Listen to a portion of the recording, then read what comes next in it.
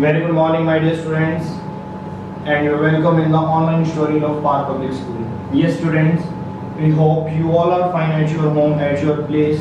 Please be safe at your home, be protected. Yes, student, as you know, this online tutorial of Park Public School platform is providing you quality of education during this lockdown. And students, in this video, in this lecture, you will cover each and every concept related to the CBSE as well as the competition. Okay, student, if you have not subscribed this channel, to kindly subscribe this channel first of all, and then let's come and start today's lecture. Yes, student, please come with full of energy and full of concentration for today's lecture, and please sit straight on your chair and open your notebook and maintain your notebook properly and write your notes neat and clean. Yes, student, let's start today's lecture. Yes, students, today we will discuss about short circuit, overloading, fuse as well earthing. बेटा short circuit क्या होता है, overloading और fuse में हमें सिर्फ definitions पता होनी चाहिए, क्योंकि कुछ टॉपिक्स इसके डिलीट हो चुके हैं सिलेबस में से, और एसी जनरेटर हमने नहीं करना, वो भी डिलीट हो चुका है। प्रिंसिपल एसी जनरेटर का तुम्हें पता होना चाहिए, वो हमने इलेक्ट्रोमैग्नेटिक इंडक्शन जो किया था उसी में रहेगा, ठीक है। इन सभी के नोट्स तुम्हें ऑलरेडी मिल चुके हैं, तो नोट्स में से तुम इनको लर्न करोगे, एज इट इज रिवाइज करोगे वहीं से। किसी एक वीडियो में नोट्स लिंक हुए थे, तुम वहां से डाउनलोड कर सकते हो जिसने अभी तक नहीं किए। चलिए, short circuit, overloading and fuse. Short circuit का मतलब क्या है बेटा? शॉर्ट का मतलब है कि उसका जो ट्रैक है, उसका जो पाथ है वो शॉर्ट हो जाता है। कैसे शॉर्ट हो जाता है? देखो, हम इसको माइंड में ना कुछ गलत इमेज बनाते हैं। हम शॉर्ट सर्किट की माइंड में गलत इमेज कैसे बना लेते हैं? हम सोचते हैं शॉर्ट सर्किट का मतलब आग लग जाती है या कुछ और सोचते हैं हम, लेकिन शॉर्ट वर्ड जो है वो प्रॉपर वर्ड है शॉर्ट सर्किट का। देखो ध्यान से, जब करंट है बेटा, नोट करके लिख लो इस चीज को, जो करंट है वो मैंने तुम्हें वैसे इलेक्ट्रिसिटी चैप्टर में भी समझाया था। Always follow shortest possible path. मैं रिपीट कर रहा हूं इस लाइन को, ध्यान से लिखो नोट करके। जो करंट है, current always follow, current always follow shortest possible path. जो शॉर्टेस्ट पॉसिबल पाथ बन पाएगा सर्किट में, करंट उसी पाथ को फॉलो करेगा, वो लॉन्ग पाथ को फॉलो नहीं करेगा, ठीक है। फॉर एग्जांपल यहां पर ध्यान से देखो, ये मैंने एक सर्किट बनाया, बैटरी लगाई, स्विच लगाया, ऑन किया, ये इसका पाथ है करंट का, ठीक है। अब मैं क्या करता हूं, अब यहां पर एक तार जोड़ देता हूं, एक मैंने यहां पर वायर जोड़ दी। अगर मैं यहां पर वायर जोड़ता हूं तो बेटा करंट ऐसे जाएगा और ऐसे वापस आ जाएगा, इस वायर में करंट नहीं आएगा। तो ये वाला जो पोर्शन है, ये वाला जो पोर्शन है, ये शॉर्ट हो जाएगा। कहने का मतलब है कि करंट का जो चलने का रास्ता है वो शॉर्ट हो गया है, छोटा हो गया है। यहाँ पर देखो, करंट यहाँ से गया, यहीं से वापस आ गया, साइकिल कंप्लीट हो गया करंट का, तो करंट आगे नहीं जाएगा। पॉइंट क्लियर हुआ या नहीं हुआ? से यस और no? That is called the short circuit. ये सर्किट कैसा हो गया? शॉर्ट हो गया, बीच में करंट को कोई रास्ता मिल गया और करंट हमारे अप्लायंस तक या हमारे लोड तक आया ही नहीं, बीच में से उसको कोई शॉर्टकट मिल गया, वो वहीं से वापस चला गया current. That is called the short circuit. इस सर्किट हमारा शॉर्ट हो गया। पॉइंट क्लियर हुआ ये? ठीक है। ऐसा होगा हमारे साथ कब होगा? जब ओवरलोडिंग होगी। ओवरलोडिंग के टाइम पे ऐसा हो सकता है शॉर्ट सर्किट। और इसकी डेफिनेशन वगैरह सब नोट्स में है, उसे तुम लर्न करना, बट उसका मीनिंग क्या है और ये नोट जो है ये तुम लिख लो, ठीक है। नोट हमेशा याद रखो और ये मीनिंग याद रखो। तो हम ये बोलते हैं कि ये वाला जो अप्लायंस है, ये वाला जो लोड लगा हुआ है, ये शॉर्ट हो चुका है, ये काम नहीं करेगा, ओके। चलिए, ओवरलोडिंग का मतलब क्या होगा बेटा? ओवरलोडिंग का केस कैसा होता है? ओवरलोडिंग के कारण शॉर्ट सर्किट हो जाता है। ओवरलोडिंग के कारण सर्किट शॉर्ट कैसे हो जाएगा? अब इसको थोड़ा समझते हैं, आराम से समझते हैं इसको। इसको समझने के लिए हमें एक वायर की नीड है, तो मैं तुम्हें वायर दिखाता हूँ, वही रुकोगे।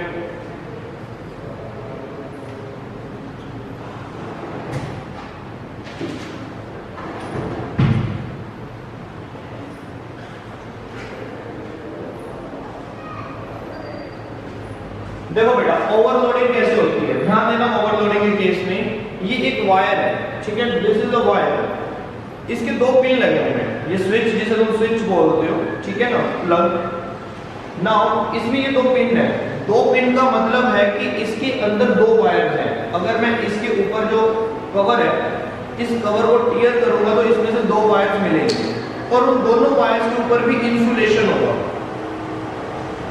इंसुलेशन का मतलब सबको पता है ना, वायर्स अपने देखी है जो रेड कलर का, ग्रीन कलर का, ब्लू कलर का, येलो कलर का, जो वो प्लास्टिक उसके ऊपर लगा होता है, पीवीसी जो उसके ऊपर लगा होता है, उसी को इंसुलेशन बोलते हैं, जिससे तुम को करंट नहीं लगता। अगर वायर में करंट चल भी रहे और तुम वायर को पकड़ दोगे तो उस इंसुलेशन के कारण तुम्हें करंट नहीं लगेगा, उसमें से करंट लीक नहीं होगा, ठीक है। एक लिमिट होती है उस इंसुलेशन की कि इतना करंट अगर इस वायर में से निकलेगा तो ये इंसुलेशन उसको रोक लेगा। अगर तुमने बहुत ज्यादा करंट उसमें से पास कर दिया तब इंसुलेशन उसको नहीं रोक पाएगा और इंसुलेशन क्या होगा, मेल्ट होकर खराब हो जाएगा, क्योंकि ज्यादा करंट पास होने पर हीटिंग इफेक्ट तुम पढ़ चुके हो, करंट का हीटिंग इफेक्ट होता है, तो ज्यादा करंट अगर पास होगा तो वायर हीटअप हो जाएगी, हीटअप होने के कारण वो इंसुलेशन सारा मेल्ट हो जाएगा, खराब हो जाएगा, और उसके बाद क्या होगा वो हमें देखना है। फॉर एग्जांपल अब इसमें देखो बेटा, ये मैं तुम्हें कंप्लीट वायर दिखा रहा हूँ, ध्यान से देखना, ये हमने किसी स्विच में लगाई। देखो ध्यान से इस चीज को समझना, हमारे पास जो अप्लायंस होता है बेटा दो कनेक्शन से ही होते हैं। देखो हमेशा ध्यान रखना, एक वायर ऐसे जा रही है, इसको बोलते हैं लाइव वायर, ये होती है लाइव वायर, ये आगे अप्लायंस है कोई भी, ठीक है। फिर इस अप्लायंस में से एक वायर वापस आती है, इसको बोलते हैं neutral wire, live wire, neutral wire, ठीक है। एक अर्थ भी होती है, चलिए लाइव वायर का मतलब क्या है, लाइव वायर में बेटा करंट चलता है और न्यूट्रल वायर से वही करंट वापस आता है। हम कहते हैं कि अप्लायंस जब यूज कर रहे हैं तो इसके अंदर जो करंट पास होएगा, सिर्फ यहां से इलेक्ट्रॉन आएंगे, इस अप्लायंस के अंदर इलेक्ट्रॉन चक्कर लगाएंगे और यहां से वापस चले जाएंगे। ये अप्लायंस किसी भी इलेक्ट्रॉन को अपने पास नहीं रखेगा, क्योंकि इलेक्ट्रॉन को रखना अलाउड नहीं है। इलेक्ट्रॉन को रखने का मतलब है कि इसके पास कहीं ना कहीं वो मास स्टोर होता जा रहा है, तो इसका वेट हैवी होता जाएगा, क्योंकि इलेक्ट्रॉन का तो मास होता है, तो वो मास को स्टोर नहीं करेगा अपने पास, ठीक है। वो क्या करेगा, सिर्फ लाइव वायर से करंट लेगा, उसमें अंदर जो भी मैकेनिज्म है, जो भी उसकी मशीनरी है, उसके अंदर वो इलेक्ट्रॉन क्या कह रहा है बेटा, तो नेग्लिजिबल होता है तो नंबर ऑफ इलेक्ट्रॉन्स आते हैं, काउंटिंग थोड़ी ना होती है, billion of million trillion electrons चलते हैं। और हम नेग्लिजिबल मास भी हो तब भी हम मास को ना तो डिस्ट्रॉय कर सकते हैं ना क्रिएट कर सकते हैं। अगर तुम यहाँ पे इलेक्ट्रॉन को स्टोर कर लोगे, ठीक है, यहाँ से मान लो तुमने 1000 इलेक्ट्रॉन इनपुट दी और वापस लिए तुमने वहां से 900 इलेक्ट्रॉन, तो 100 इलेक्ट्रॉन कहाँ गए तुम्हारे पास जवाब ही नहीं होगा, वो 100 इलेक्ट्रॉन का मास कहाँ गया, तो हम कहेंगे वो मास इसके अंदर क्या स्टोर हो गया। ऐसे करते करते करते करते एक दिन तो इसका बहुत ज्यादा मास हो जाएगा। अब तुम अप्लायंस लेकर आते हो, जितना उसका वेट है उतना ही रहता है या यूज करने के बाद वो हैवी हो जाता है, बताओ। तो लाइव वायर में से जो करंट आता है, लाइव वायर में से जो इलेक्ट्रॉन आते हैं, वो इसकी मैकेनिज्म में अंदर सिर्फ एक रोटेशन करते हैं, ठीक है, रिवॉल्व करते हैं और उसके बाद वो बाहर आ जाते हैं। तो हमें साथ में लाइव वायर के साथ एक न्यूट्रल वायर चलानी पड़ती है, जिसमें करंट वापस आता है चक्कर लगा के। अगर मैं न्यूट्रल वायर हटा दूंगा तो ये सर्किट कंप्लीट नहीं होगा तुम्हारा। तुमने लाइव वायर से करंट तो दे दिया अप्लायंस को, अप्लायंस ऑन नहीं होगा, क्योंकि इलेक्ट्रॉन के निकलने का रास्ता नहीं है। जब तक इलेक्ट्रॉन के निकलने का रास्ता नहीं बनाओगे तब तक करंट ये सर्किट ऑन नहीं होगा। तो हमेशा दो वायर्स तो कम से कम चाहिए तुम्हें। देखो तुम्हारे पास जो प्लग होता है, जैसे मैं तुम्हें ये प्लग शो कर रहा हूँ, ये कैसा प्लग है, 2 पिन प्लग है, ठीक है। 2 पिन प्लग का मतलब है इसमें एक लाइव कनेक्शन है और एक न्यूट्रल है, इसमें एक लाइव वायर चलेगी और एक न्यूट्रल चलेगी। कईयों में 3 पिन होता है और 3 पिन अभी समझाऊंगा कि 3 पिन किस लिए होता है, वो सेफ्टी पर्पस के लिए होता है। इसके अंदर वो सेफ्टी पर्पस नहीं है, इसके अंदर लाइन और न्यूट्रल वायर है, इसमें एक अर्थिंग नहीं है। अर्थिंग वाला जो पिन होता है वो थर्ड पिन होता है, अर्थिंग वो सेफ्टी के लिए होता है, तो उसको भी अभी हम डिस्कस करेंगे सेफ्टी के लिए क्या होता है। लाइव वायर और न्यूट्रल वायर समझ आ गया तुम्हें, ठीक है। अब मैं तुम्हें ओवरलोडिंग के कारण शॉर्ट सर्किट समझाना चाहता हूं कि ओवरलोडिंग के कारण शॉर्ट सर्किट कैसे हो जाता है। अब ये देखो वायर है, इस वायर का जो कवर है बेटा, ये जो इसके ऊपर हमने कवरिंग की हुई है, इसके अंदर दो वायर है। कौन कौन सी? एक लाइव और एक न्यूट्रल वायर। एक ये वाली वायर होगी और एक न्यूट्रल वायर होगी। पॉइंट क्लियर हुआ? ठीक है। यहाँ पर मैंने आगे कोई अप्लायंस लगा दिया, ये कंप्लीट वायर है, ये स्विच में लगेगी और ये अप्लायंस में लगेगी। Got this point? अब जैसे ही इसके अंदर बेटा करंट फ्लो करेगा तो उन दोनों वायर्स के इसके एक कवर के अंदर दो वायर है, लाइव वायर और न्यूट्रल वायर, लेकिन उनका आपस में कोई कनेक्शन नहीं है। क्यों कनेक्शन नहीं है? क्योंकि वो इंसुलेटेड है, उनके ऊपर पीवीसी लगा हुआ है, दोनों वायर्स का आपस में कोई कनेक्शन नहीं है। चाहे वो सेम वायर के अंदर सेम कवर के अंदर है, एक कवर बना देते हैं, इस कवर में इसको डाल देते हैं, ठीक है। एक ही कवर में दोनों वायर है, लेकिन इनका आपस में कोई कनेक्शन नहीं है क्योंकि ये इंसुलेटेड है। इंसुलेटेड होने के कारण इनका आपस में कनेक्शन नहीं है। लेकिन ओवरलोडिंग का मतलब है कि तुमने बहुत ज्यादा करंट ड्रॉन कर लिया, हैवी अप्लायंस लगा दिया, करंट ज्यादा खींच लिया इस अप्लायंस ने। अगर करंट ज्यादा आ जाएगा वायर के अंदर तो वायर हीटअप हो जाएगी। हीटअप होने के कारण लाइव और न्यूट्रल वायर की जो इंसुलेशन है वो मेल्ट हो जाएगी, और मेल्ट होने के कारण ये जो वायर है, जैसे इंसुलेशन मेल्ट होगी तो आपस में इंसुलेशन नहीं, इन दोनों को कनेक्शन नहीं, सेपरेट किया होगा, इन दोनों के बीच में कोई कनेक्शन नहीं था। लेकिन जब इंसुलेशन मेल्ट हो जाएगा तो दोनों वायर जुड़ जाएंगे आपस में। जैसे ही वायर मेल्ट होगी, इसका इंसुलेशन मेल्ट होगा तो ये वायर इसके साथ जुड़ जाएगी। अब करंट लाइव वायर में से आएगा, यहां से मुड़ेगा, वापस चला जाएगा, अप्लायंस तक करंट नहीं जाएगा। तो इसको क्या बोलेंगे? ये फिनोमिना क्या है? ये सर्किट तुम्हारा कैसा हो गया? लॉन्ग हो गया या शॉर्ट हो गया? तो ये सर्किट शॉर्ट हो गया। किस कारण से शॉर्ट हुआ? दोबारा सुनो, ओवरलोडिंग के कारण से।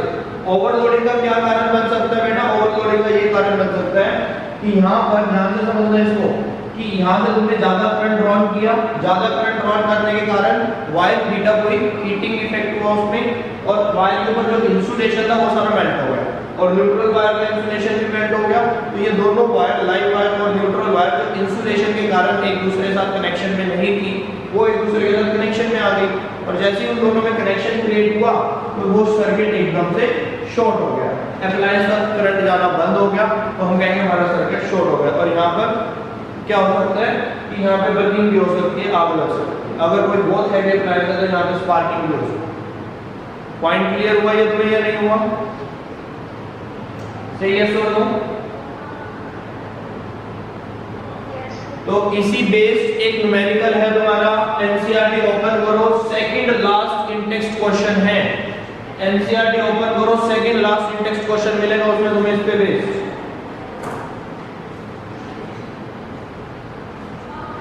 और जल्दी से मुझे उसका आंसर बताइएगा। पेज नंबर है 238, NCERT page number 238, second last numerical है और सेकंड लास्ट इंडेक्स क्वेश्चन है। सबको मिला? An electric oven of 2 kilowatt वाला, ठीक है। अब इस क्वेश्चन को कीजिएगा।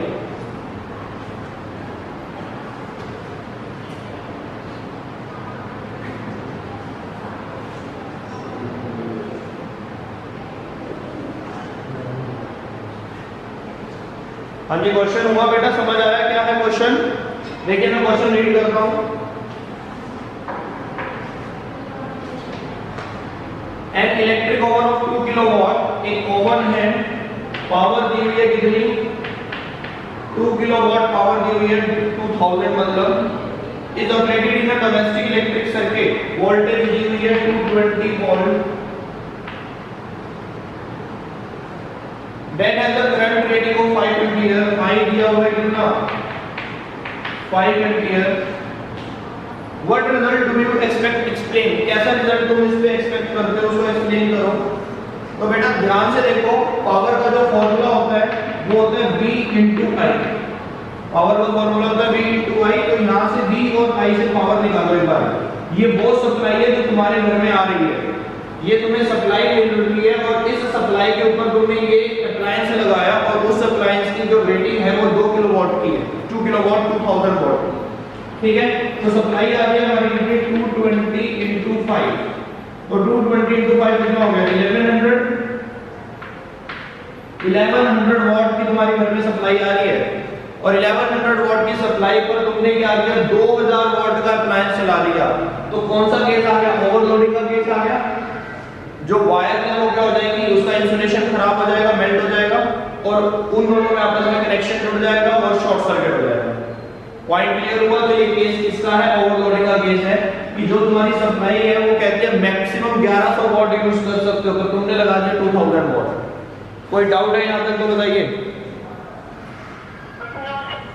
क्लियर हो गया। तो इस टाइप से तुम्हें क्वेश्चन आ सकते हैं बेटा। तुम्हें शॉर्ट सर्किट और ओवरलोडिंग का कांसेप्ट आज क्लियर हो गया, ठीक है। आज बस इतना ही करेंगे, बाकी करेंगे कल। Okay okay students, bye, take care, have a nice day ahead.